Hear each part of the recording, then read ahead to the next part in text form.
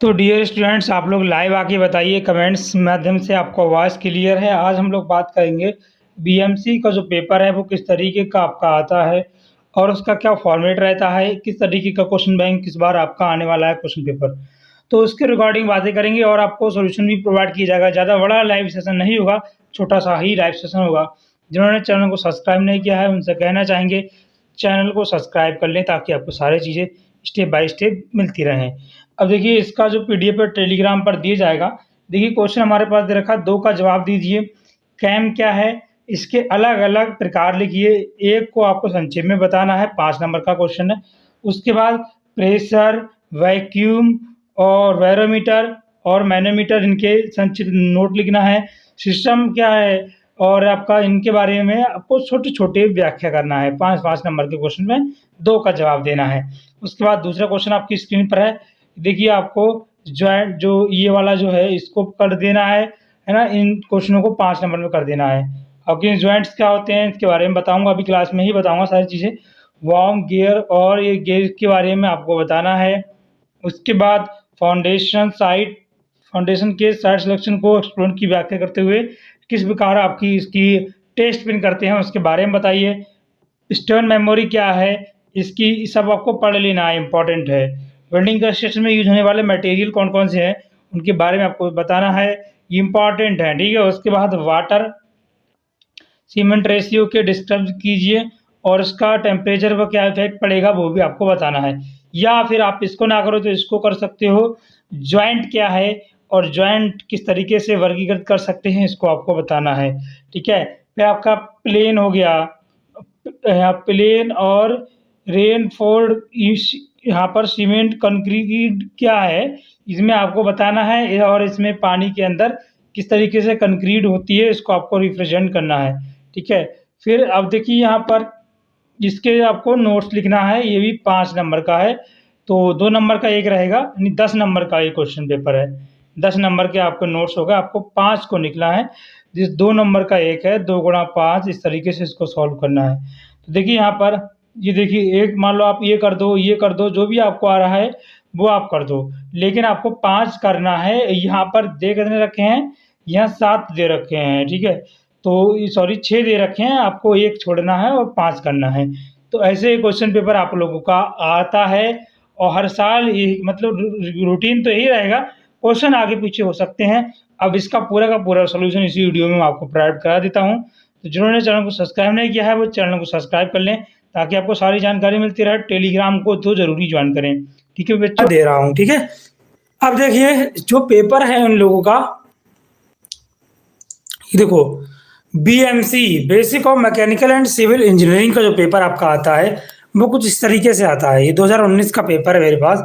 जैसे यहाँ पर क्वेश्चन आ गया, एक अच्छे है ना कंप्रेसर के ईंधन के गुण बताइए, तो कौन से उसमें मान अधिक होना चाहिए, अति सांद्रता नहीं होनी चाहिए, जो उसमें वाष्पीयता वो कम होनी चाहिए और अशुद्धियों मुक्त होना चाहिए, उसमें अशुद्धियाँ नहीं हो, वो चीज़ें हैं, ठीक है। रोलिंग वायरिंग के लाभ हानि को बताइए।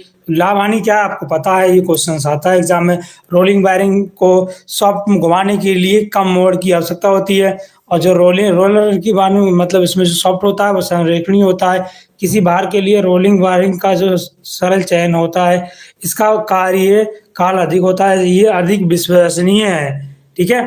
अब देखिए रोलिंग वायरिंग से हानियाँ कौन कौन सी होती हैं, ये बहुत ज़्यादा मूल होता है, इसमें घर्षण अधिक होता है, इसमें स्नेहन की असफलता कभी भी हो सकती है।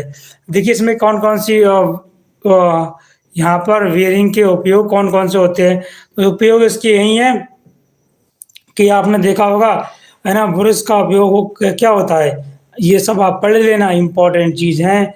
सॉफ्टो के त्रिज्य भारों में सैरने के लिए द्रव को सराहने के लिए रोलिंग का उपयोग ट्रेक्टरों में, चीनी के मिलों में, कोल्हू में आदि में इसका हम रोलिंग का यूज करते हैं। तो वो सारी चीज़ें हैं, ठीक है। उसके बाद ये देखिए आप लोग ये चीज़ है ना, ये देखो ये स्नेहक तेल का क्या प्रभाव पड़ता है इसमें, तो स्नेहक तेल का क्या इफेक्ट पड़ता है ना, वो चीज़ है। और एक बार मुझे कमेंट में बताओ कि आप लोग क्या कहना चाहते हो रीचेक रिजल्ट के बारे में।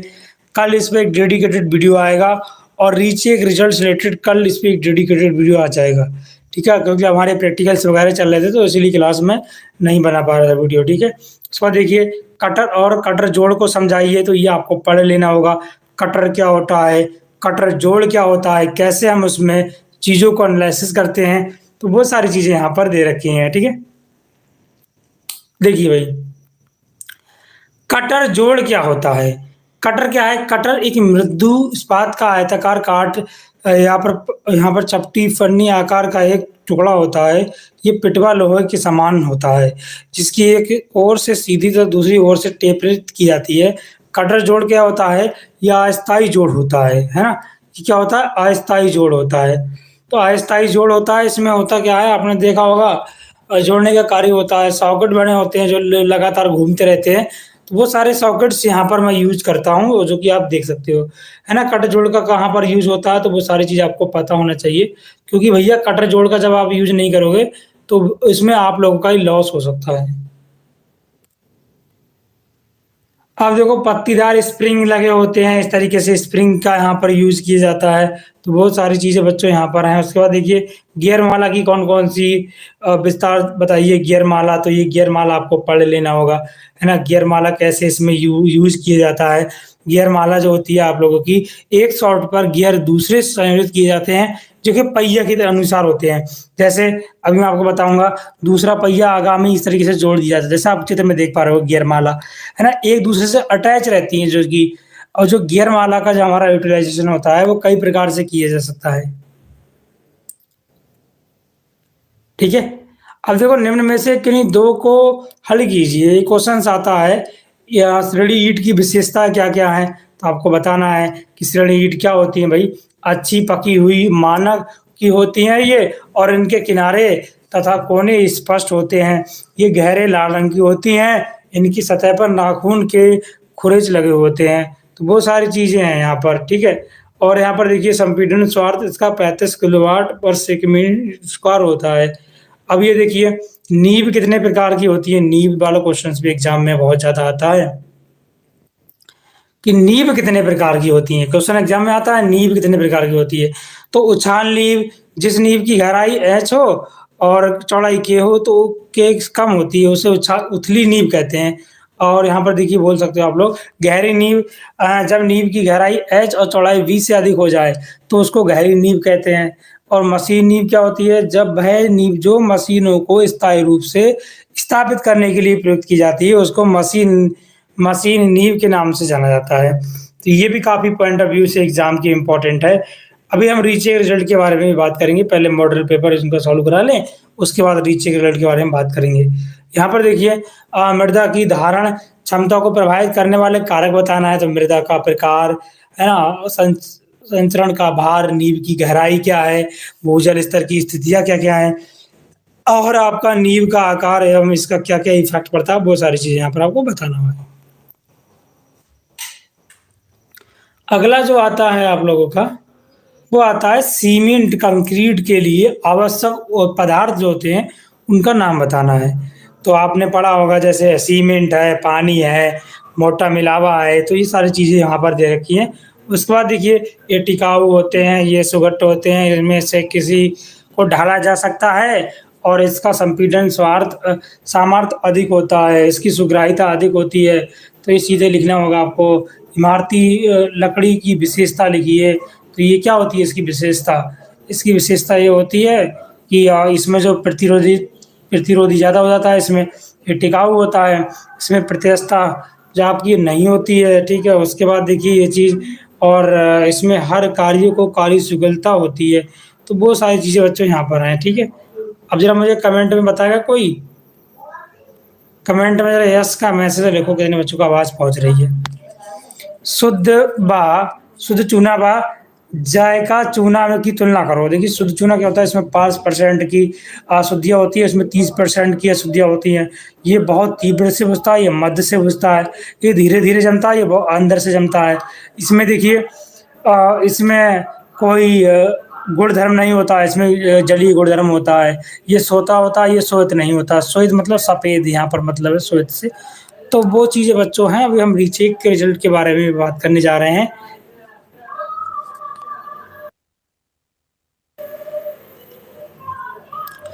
और यहाँ पर ये देखिए सीमेंट पर आपको टिप्पणी लिखना है, सीमेंट क्या होता है। देखो तो सीमेंट क्या है, जल के संयोजन के लिए पानी की मात्रा और सीमेंट की मात्रा के अनुपात को हम जल सीमेंट कहते हैं। जल सीमेंट का अनुपात क्या होता है, जल की मात्रा बार अपॉन जो सीमेंट की मात्रा है वो लिख देंगे। अब जैसे मिट्टी की गणना हमें करना है यहाँ पर, तो मृदा के इकाई क्षेत्र पर आने वाली संरचना को हम सुरक्षा पूर्वक वहन करने की जो क्षमता होती है उसे मृदा क्षमता कहते हैं। 2 प्रकार की होती है, चरण क्षमता, चरण धारण क्षमता, एक सुरक्षित धारण क्षमता। चरण धारण क्षमता क्या होती है, कोई मुझे कमेंट बॉक्स में बताओ जरा क्या होती है। बताओ भाई, कहाँ सो रहे सारे सारे, एक बच्चे का कमेंट नहीं आ रहा है, क्या बात है भाई। चरण क्षमता क्या है, देखिए वह भार जो अधिकतम विफल मतलब विफल से पूर्व वहन कर सकती है, मृदा की चरण धारण क्षमता कहलाती है। और सुरक्षित धारण क्षमता क्या होती है, सुरक्षित धारण क्षमता का मान चरण धारण क्षमता के गुणांक भाग देने पर प्राप्त जो मृदा होती है उसका मान 3 से 5 लिया जाता है। जैसे आपने देखा होगा चरण धारण क्षमता अपॉन सुरक्षा गुणांक, तो वो सारी चीजें बच्चों आपको करना होगा, एग्जाम के पॉइंट ऑफ व्यू से काफी इंपॉर्टेंट है। अब ये जो क्वेश्चन आपको अच्छे से तैयार कर लेना, सीमेंट की सघनता क्या क्या है। देखिए ये क्वेश्चन एग्जाम में आ सकता है कि सीमेंट की क्या क्या सघनता होती है, आपको एक्सप्लेन करने के लिए आता है एग्जाम में ये।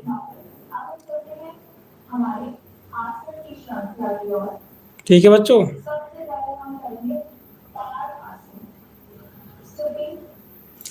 अब यहाँ पर आप लोग देखोगे कि इसमें हम कैसे कैसे यूज करते हैं वो चीज़ों का, तो वो चीज़ें यहाँ पर दे रखी हैं। और मशीन कंपोनेंट का हम लोग किस तरीके से यूज करते हैं।